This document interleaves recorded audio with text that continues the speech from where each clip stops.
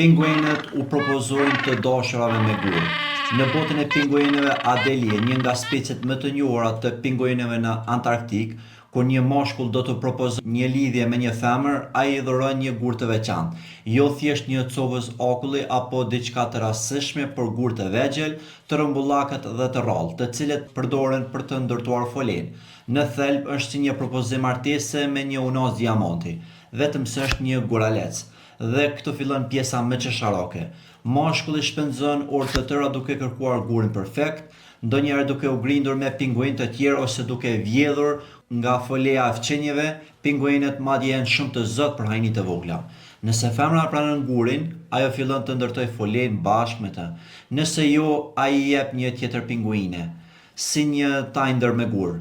Disa meshkuj janë aq dhe embel sa tentojnë të gënjejnë duke ricikluar gur të përdorur ose duke ilustruar që të duken më të rinj.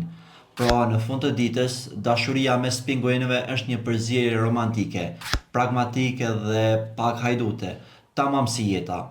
Tek e fundit, kush tha që romanca është vetëm për njerëzit?